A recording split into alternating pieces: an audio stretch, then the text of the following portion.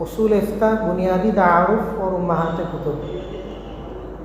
اصول افتاء بنیادی تعارف اور امہات کتب.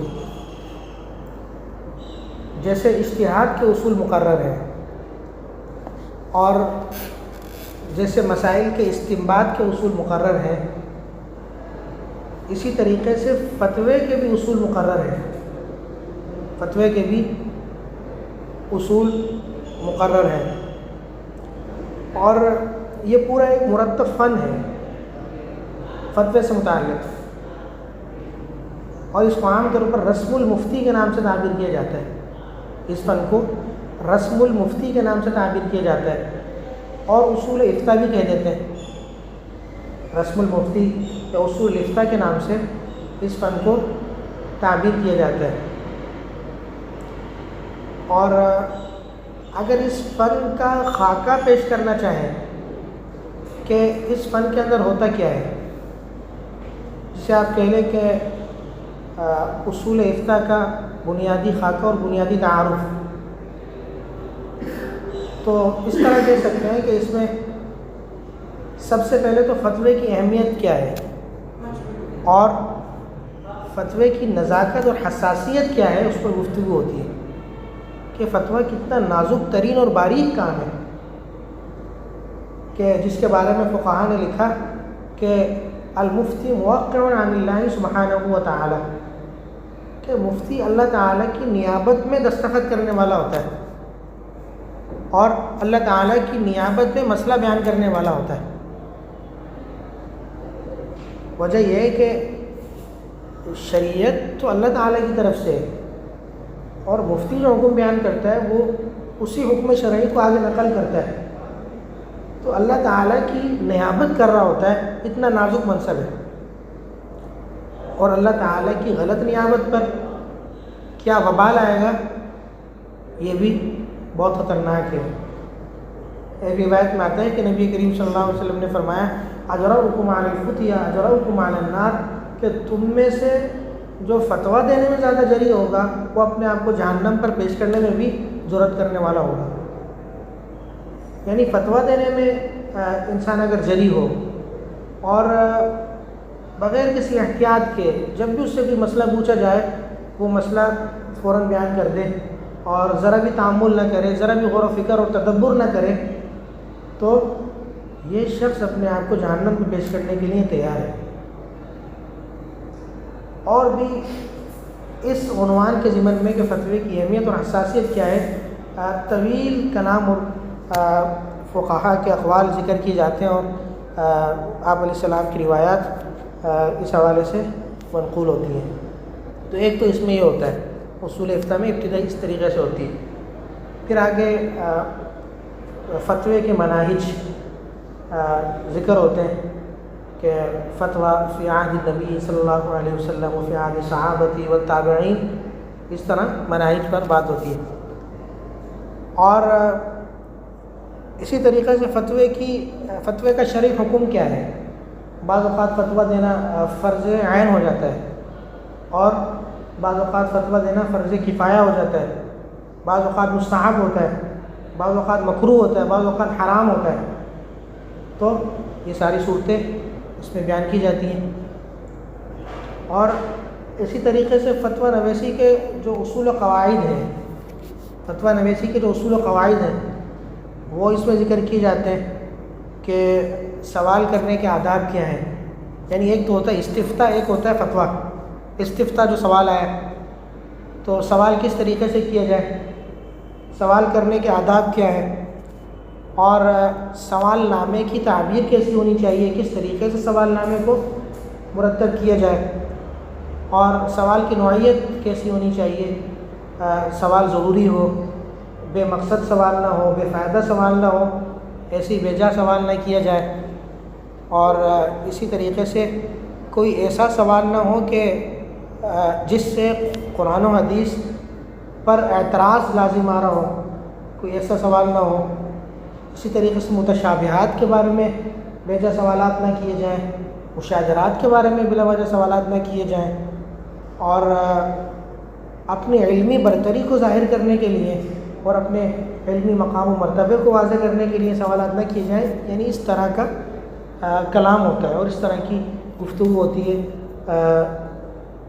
فتاوی نویسی کے اصول و قواعد کے ضمن میں، یعنی سوال کے اگر پہلو کو لیں یعنی استفتاء کے اگر پہلو سے دیکھیں، اور اسی طریقے سے فتوے کے پہلو سے اگر دیکھیں تو اس میں یہ گفتگو ہوتی ہے کہ مفتی کے اوصاف کیا ہونے چاہیے اور کن کن چیزوں کا، کن کن صفات کا مفتی کے اندر ہونا ضروری ہے، اور کس سے مسئلہ پوچھا جائے، اور اگر دو مفتی جمع ہو جائیں پھر کیا ضوابط ہیں، اور اگر کہیں ایک ہی مفتی ہو تو پھر کیا ضابطہ ہے، یعنی اس طریقے سے کلام ہوتا ہے۔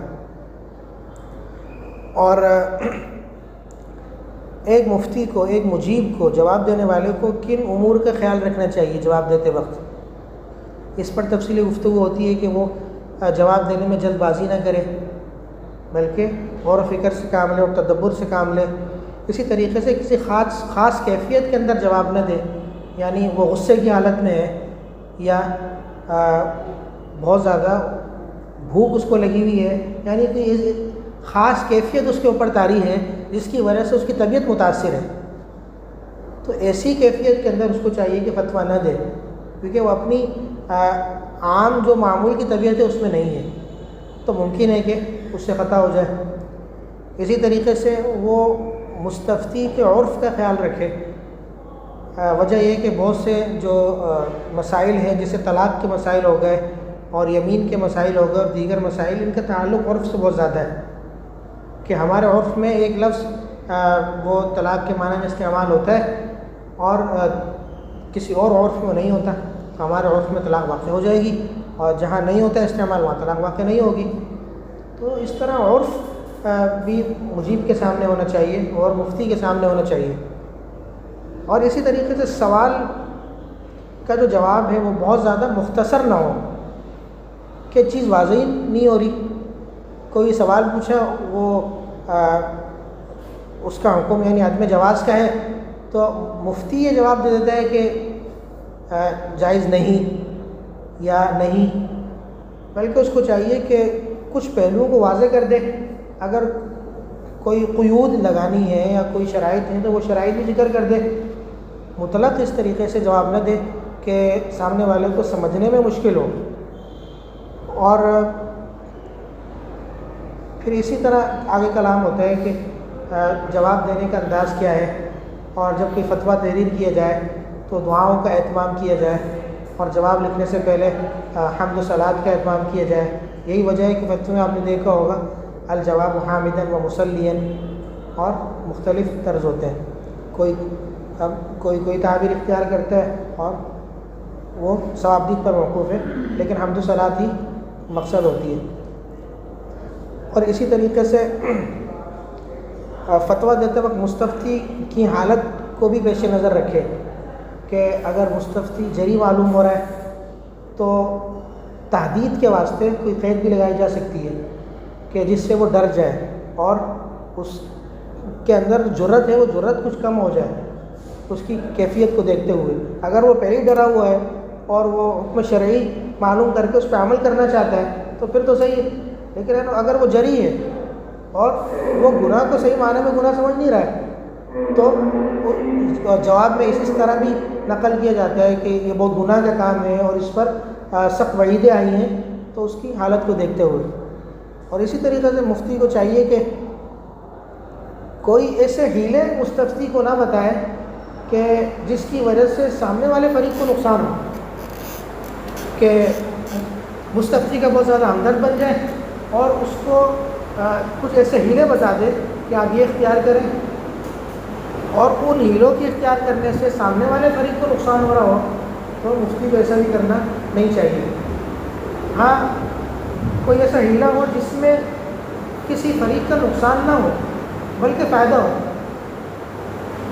کہ اس نے طلاق معلق کر دی اور اب نکلنے کی کوئی صورت نہیں ہے اور مفتی کے پاس کوئی ہیلا ہے تو وہ کوئی ہیلا بتا دے کہ اس طریقے سے آپ اس سے بچ سکتے ہیں، تو فائدے مند ہیلا تو بتا سکتا ہے، لیکن کوئی ایسا ہیلا جس سے دوسرے فریق کو نقصان ہو جائے وہ ہیلا بتانے کی اجازت نہیں ہے۔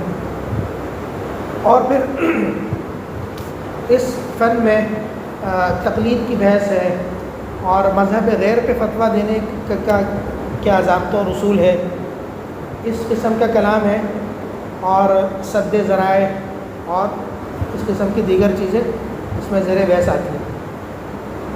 یعنی استیعاب تو ممکن نہیں ہے کہ بالتفصیل تعارف کروایا جائے، لیکن ایک خاکہ ذہن میں بیٹھ جائے کہ اس فن میں ہوتا کیا ہے، تو اس قسم کی گفتگو تقریباً اصول افتاء کے ضمن میں آتی ہے۔ پھر اصول افتاء پر لکھی گئی کتابوں کا مختصر تعارف، اس پر کون کون سی کتابیں لکھی گئی ہیں، یہ بھی نظر میں ہو کہ اصول افتاء پر کون کون سی کتابیں لکھی گئی ہیں۔ پہلی کتاب ہے الفقیہ والمتفقہ۔ الفقیہ والمتفقہ یہ خطیب بغدادی رحمۃ اللہ علیہ کی کتاب ہے۔ الفقیہ والمتفقہ حافظ خطیب بغدادی رحمۃ اللہ علیہ کی کتاب ہے، اور ان کا سن وفات ہے 463 ہجری۔ حافظ خطیب بغدادی کی کتاب ہے اور ان کا سن وفات ہے 463 ہجری۔ اور اگلی کتاب ہے ادب المفتی والمستفتی۔ کتابوں کے نام سے بھی آپ کو اندازہ ہوگا کہ اس کے اندر مواد کس قسم کا ہے۔ ادب المفتی والمستفتی یہ حافظ تقی الدین ابن صلاح رحمۃ اللہ علیہ کی کتاب ہے۔ حافظ تقی الدین ابن صلاح رحمۃ اللہ علیہ کی کتاب ہے، جن کا سن وفات ہے 643 ہجری۔ 643 ہجری۔ اگلی کتاب ہے آداب الفتویٰ والمفتی والمستفتی۔ آداب الفتویٰ والمفتی والمستفتی امام نووی رحمۃ اللہ علیہ کی کتاب ہے۔ امام نووی رحمۃ اللہ علیہ کی کتاب ہے، اور ان کا سن وفات ہے 676 ہجری۔ 676 ہجری۔ اگلی کتاب ہے الفتیہ و مناہج الافتاء۔ الفتیہ و مناہج الافتاء شمس الدین محمود اصفہانی رحمۃ اللہ علیہ کی کتاب ہے۔ شمس الدین محمود اصفہانی رحمۃ اللہ علیہ کی یہ کتاب ہے، جن کا سن وفات ہے 749 ہجری۔ الفتیہ و مناہج الافتاء۔ اگلی کتاب ہے الاحکام فی تمییز الفتاویٰ۔ الاحکام فی تمییز الفتاویٰ امام ابو العباس احمد قرافی رحمۃ اللہ علیہ کی کتاب ہے۔ امام ابو العباس احمد قرافی رحمۃ اللہ علیہ کی کتاب ہے الاحکام فی تمییز الفتاویٰ۔ اسی طرح علامہ شمس الدین قاضی زادہ، علامہ شمس الدین قاضی زادہ کی کتاب ہے الفتویٰ فی الاسلام۔ الفتویٰ فی الاسلام علامہ شمس الدین قاضی زادہ کی کتاب ہے، جن کا سن وفات ہے 988 ہجری۔ اسی طرح علامہ ابراہیم مالکی کی کتاب ہے منار اصول الفتویٰ و قواعد الافتاء بالاقوال۔ منار اصول الفتویٰ و قواعد الافتاء بالاقوال۔ اسی طرح علامہ شامی رحمۃ اللہ علیہ کی معروف کتاب ہے شرح العقود رسم المفتی۔ علامہ ابن عابدین شامی رحمۃ اللہ علیہ کی معروف کتاب ہے شرح العقود رسم المفتی، اور ان کا سن وفات ہے 1252 ہجری۔ 1252 ہجری، یہ ابھی کے ہیں، کوئی 200 سال 250 سال پہلے کے۔ اسی طرح علامہ احمد حموی کی کتاب ہے، علامہ احمد حموی کی کتاب ہے صفۃ الفتویٰ والمفتی والمستفتی۔ صفۃ الفتویٰ والمفتی والمستفتی علامہ احمد حموی کی کتاب ہے، اور ان کا سن وفات ہے 1098 ہجری۔ یہ تو یعنی اصولی طور پر جو لکھی گئی کتابیں تھیں ان کی تفصیل تھی۔ اس کے علاوہ بھی فقہا نے اپنی تالیفات میں اپنی کتابوں میں اس موضوع کو کسی قدر ذکر کیا ہے، یعنی اجمالی طور پر اس پر روشنی ڈالی ہے فقہا نے اپنے طور پر۔ جیسے فتاوی خیریہ میں علامہ خیر الدین رملی رحمۃ اللہ علیہ نے اس پر روشنی ڈالی ہے، یعنی اپنی فقہی تالیفات میں اس عنوان کو لے کر کے جزوی کے نے روشنی ڈالی ہے۔ جیسے فتاوی خیریہ میں آپ دیکھیں علامہ خیر الدین رملی رحمۃ اللہ علیہ نے اس پر کچھ کلام کیا ہے۔ اسی طرح فتاوی سراجیہ میں علامہ سراج الدین رحمۃ اللہ علیہ نے اس پر مختصر گفتگو کی ہے۔ اسی طریقے سے فتاوی خانیہ میں قاضی فخر الدین خان رحمۃ اللہ علیہ نے اس پر کلام کیا ہے۔ اور اسی طرح در مختار میں علامہ حسکفی رحمۃ اللہ علیہ نے اس پر کلام کیا ہے، جس پر علامہ شامی رحمۃ اللہ علیہ نے بڑا وقیح حاشیہ بھی لکھا ہے۔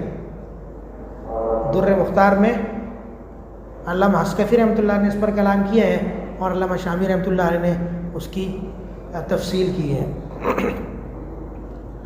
اور جہاں تک اردو میں دیکھا جائے کہ اس فن پر کوئی کتاب لکھی گئی یا نہیں لکھی گئی تو بہت تھوڑی کتابیں ہیں۔ عربی میں ہی اس پر اتنی زیادہ کتابیں نہیں ہیں، مستقل کتابیں، اور جن میں صرف اس موضوع کو مقصد بنایا گیا ہو وہ بہت تھوڑی ہیں، جن کے میں نے نام آپ کے سامنے پیش کیے۔ اس سے کچھ اور ہوں گی لیکن بہت زیادہ نہیں ہے۔ جیسے کسی فن میں لا تعداد کتابیں ہوتی ہیں، بہت زیادہ کتابیں ہوتی ہیں، اس طرح اس فن میں بہت زیادہ کتابیں نہیں ہیں۔ اور اردو میں تو بہت ہی کم ہے۔